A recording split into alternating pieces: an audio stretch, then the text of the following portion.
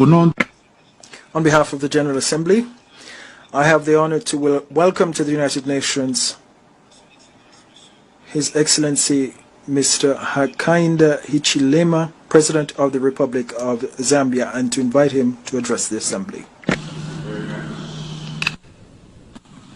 Your Excellency, Mr. Abdullah Shahid, President of the 76th Session of the United Nations General Assembly. Your Excellency, Mr. Antonio Guterres, Secretary General of the United Nations.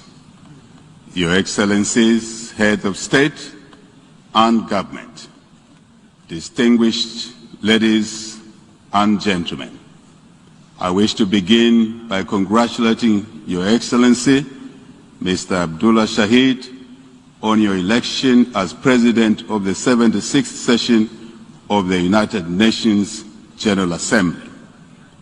I am confident that your wealth of knowledge and vast experience in multilateral issues will lead to a successful discharge of the important responsibilities of the Assembly throughout this session.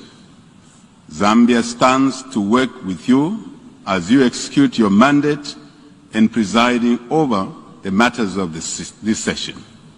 To the outgoing President, His Excellency Mr. Volkan Bosik, I wish to convey Zambia's appreciation for your commendable service to the United Nations family during the 75th session.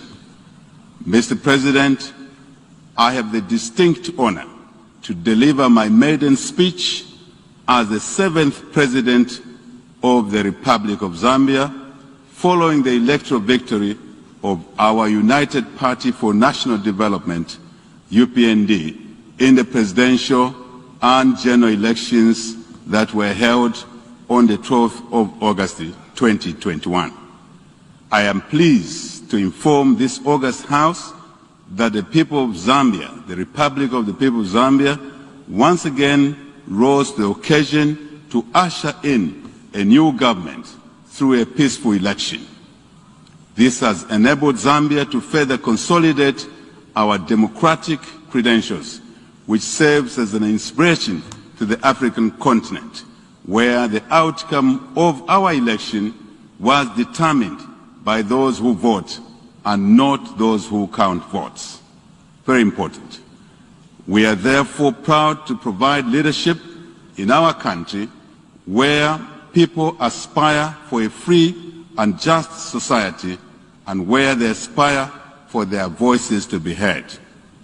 Mr. President, we were able to achieve this political transformation even at a time when Zambia was grappling with the COVID-19 pandemic and in the midst of deep sorrow following the passing on of our founding father and first Republican President, Dr. Kenneth David Kaunda. I therefore wish to take this opportunity on behalf of the people of Zambia to pay tribute to this icon leader who was fondly known in our country and elsewhere as KK. It is without doubt that the last remaining stalwart of liberation struggles has left an indelible mark on humanity. Dr. Kaunda's principles, values, contributions towards the ideals of emancipation and independence did not only spread across the African continent, but across the entire globe. His untold devotion to peace and unity laid the very foundation for Zambia's stature as a beacon of peace, not only in Southern Africa, but on the African continent as a whole. The Zambian government will therefore build upon KK's profound legacy to live in peace and harmony with one another. As we work towards this year's theme, let us remember the important lessons that Dr. Kaunda taught us, especially as we work towards revitalizing the UN system. Mr. President, the COVID-19 pandemic has had a far-reaching social economic impact globally, including disturbing trade flows, supply chains, and various economic activities on our continent in the world. In addition to loss of lives, the pandemic increased poverty levels through job losses, stressed healthcare systems, and worse still, the delivery of education to learners. Disruption to the education systems, particularly in developing countries, was in part due to inadequate information, communication, and technology, ICT facilities within our countries. In response to the pandemic, Zambia has developed a national preparedness and response plan for COVID-19, which has been used to guide the implementation of mitigation measures for the pandemic. The vaccine program forms an integral part of the response plan in our country. Despite our placing the vaccine program high on the list of mitigation measures, Zambia has only managed to vaccinate a mere 3% of its population. This is against the country's target of vaccinating 70% of the eligible population by the third quarter 2022. This clearly highlights the inequitable access to vaccines in developing countries, especially that more than 2 billion vaccines have been administered worldwide. Mr. President, it is fair to state that recovery from the pandemic hinges upon mass vaccinations before considering other reforms or facilities that tend to fail when countries lock down their economies. It is therefore gratifying that this session of the General Assembly will consider building on initiatives such as the African Vaccine Acquisition Acquisition Trust for COVID-19, AVAT, and COVID-19 Vaccines Global Access, COVAX. The two initiatives have made it possible for low-income countries such as our own, Zambia, to access life-saving vaccines which will contribute to building resilience and recovery from the pandemic. I wish therefore to express Zambia's appreciation for the support that has been provided thus far through the COVAX and AVAT facilities. The UN system and various stakeholders have benefited from. To further guarantee resilience, we call for the concerted and enhanced global efforts towards promoting investments, particularly in local manufacturing capacity and technology transfer on vaccines, related infrastructure, human capital, as well as research and development, R&D. Mr. President, the new administration in Zambia is cognizant that a conducive governance environment is a precursor for the country's political stability, security, economic growth, and sustainable development. It also fosters enhanced transparency, accountability, and consultative dialogue. Very important. With this realization, our administration will work towards strengthening of oversight, governance institutions, and ensure the independence and autonomy of the three arms of government, particularly the legislature and the judiciary.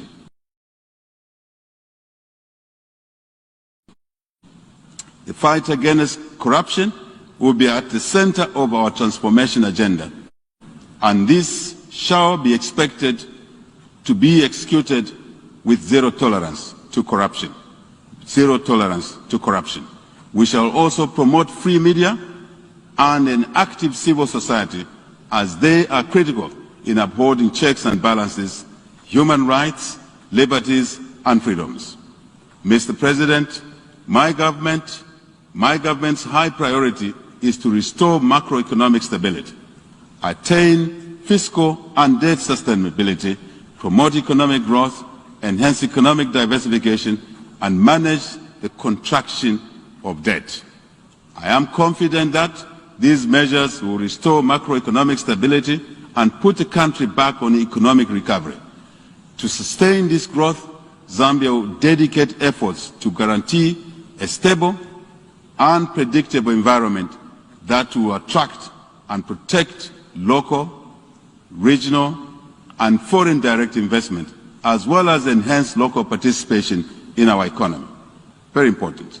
This is a prerequisite for a vibrant private sector-led economy, and thus create jobs and opportunities for all our people.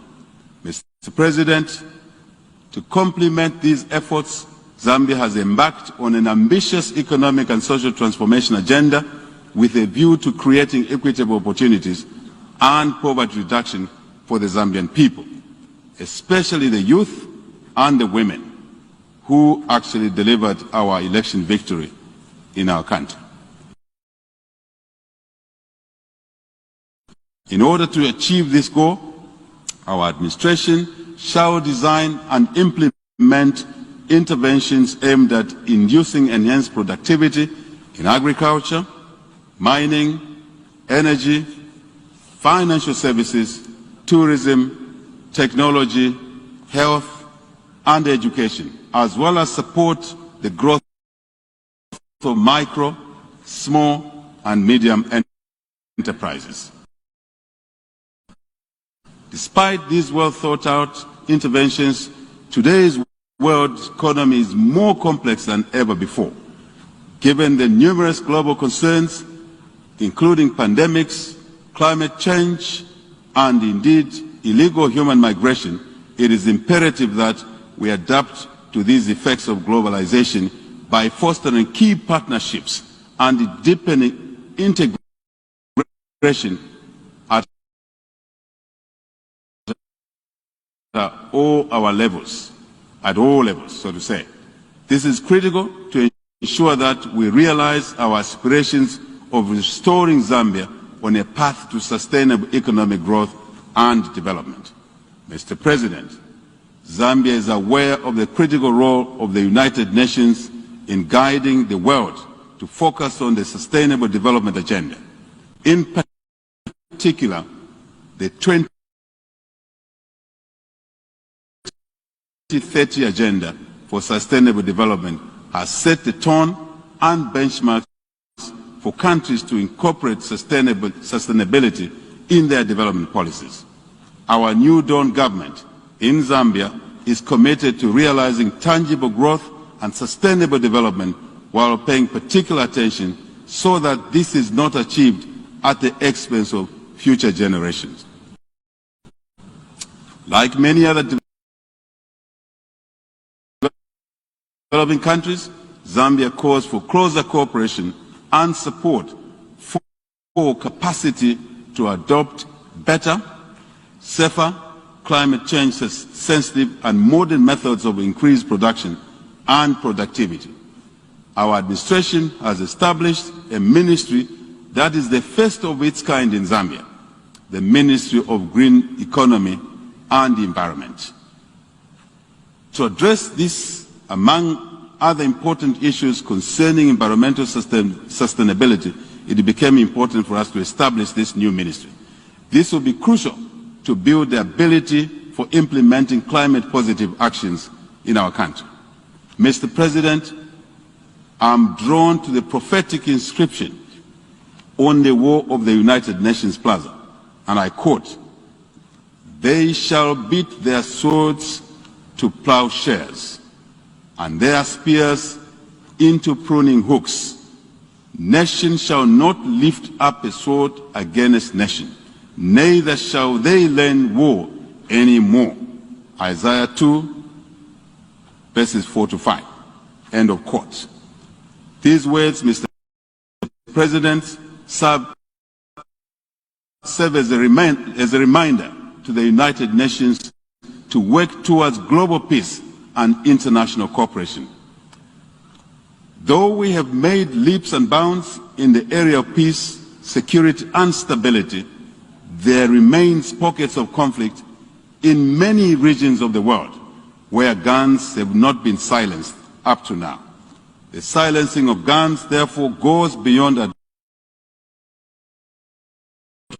addressing conventional warfare, but also in addressing new emerging threats of our century, which include challenges of extremism and international terrorism, cybercrime, asymmetric warfare, proliferation of non-conventional weapons, and organized crime.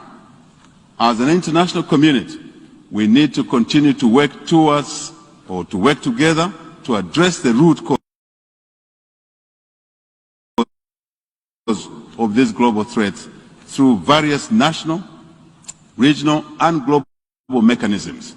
Mr. President, the former Secretary General of the United Nations, the late Dr. Kofi Annan, laid out an ambitious agenda before the 60th General Assembly, which is still prominent or pertinent today.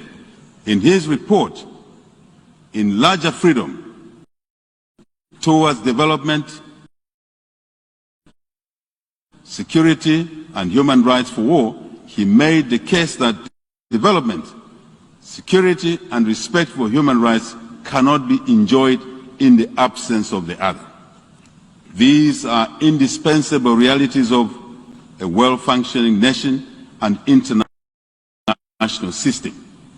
I, however, wish to go a step further, Mr. President, in asserting that the foundation to sustainable economic growth and development is peace and stability. Without peace and harmony, development cannot be attained. Zambia will therefore continue to support national, regional, and international initiatives aimed at promoting security, peace, and stability. In this vein, Zambia reaffirms its commitment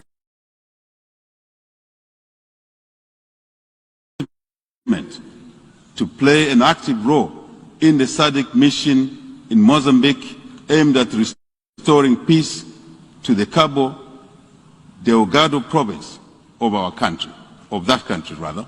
In addition, Zambia remains committed to the cause of the Lusaka Master Roadmap to silence guns in Africa, an initiative being implemented by all African Union AU member states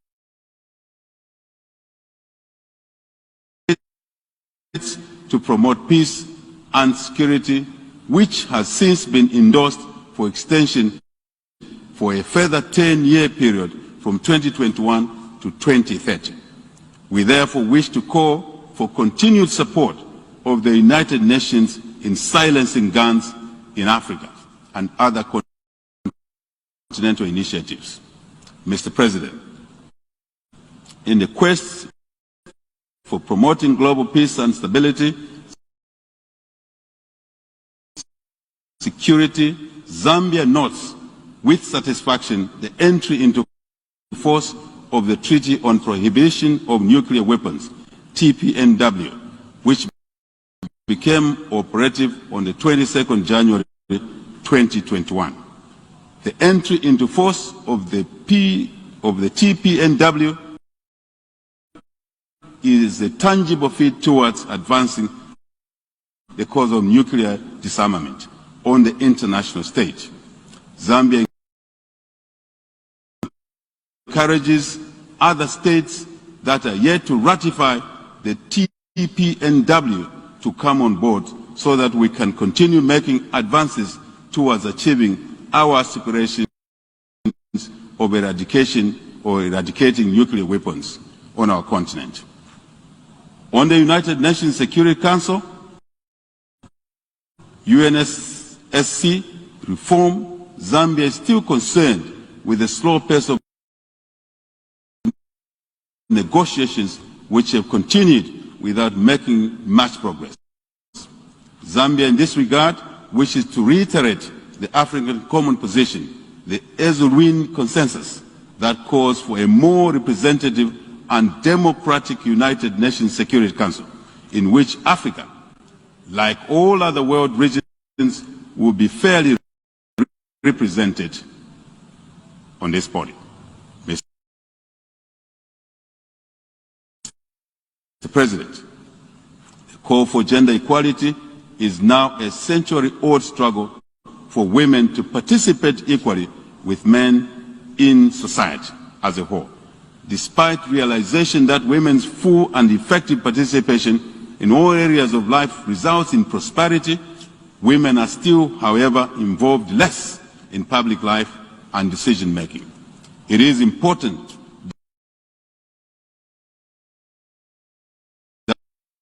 that we continue to demand for the promotion of gender equality while paying particular attention to the rights of women, children, girls included in there, and the rights of people living with disabilities. For us in Zambia, we will remain committed to the advancement and promotion of women's rights, and for the first time, Mr. President, in the history of our country, our new parliament has elected the first female Speaker of the National Assembly to preside over Zambia's supreme law-making organ of our government. I further wish to state, and I think this is important, with pride, that Zambia's Vice President, Republican Vice President, as well as the Deputy Speaker of the National Assembly are both women in our country. We're very proud of that.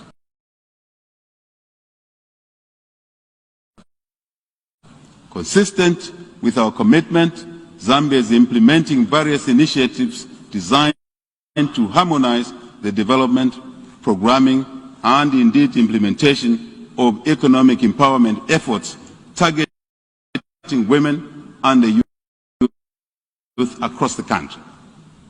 In doing all of this, our aim is to eliminate hunger and rural poverty. As we know, these vices are said to have affected of women and children. Further, Zambia emphasizes the importance of ensuring that communities have women at every level of decision-making, as doing so will translate into a discourse that will be inclusive, representative, and thus more holistic and insightful. Our government will focus on increasing support for women through the creation of employment opportunities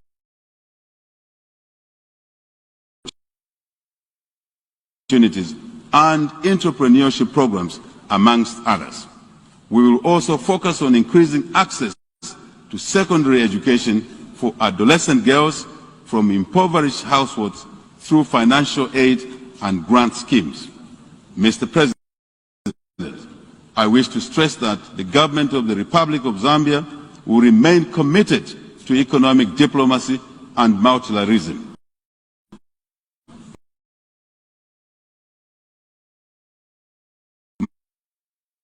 Relations with the international community in order to ensure collective sustainable growth and development in our country. Mr. President, as I conclude, I wish to emphasize that it is the duty and indeed responsibility of all of us in the global democratic community to make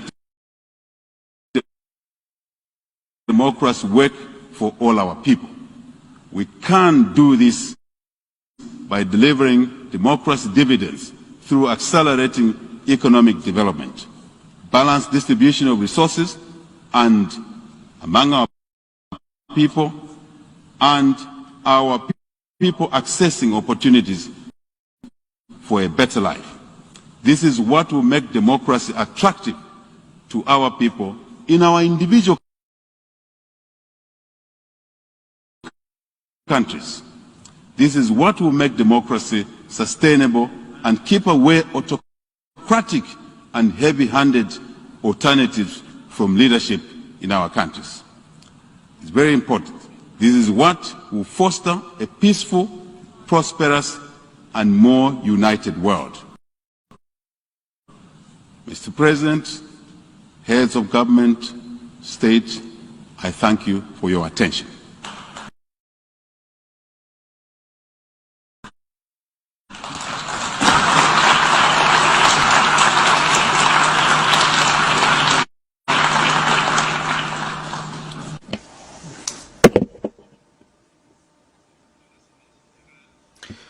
On behalf of the General Assembly, I want to thank the President of the Republic of Zambia for the statement that he has just pronounced. I would like to ask protocol to escort His Excellency.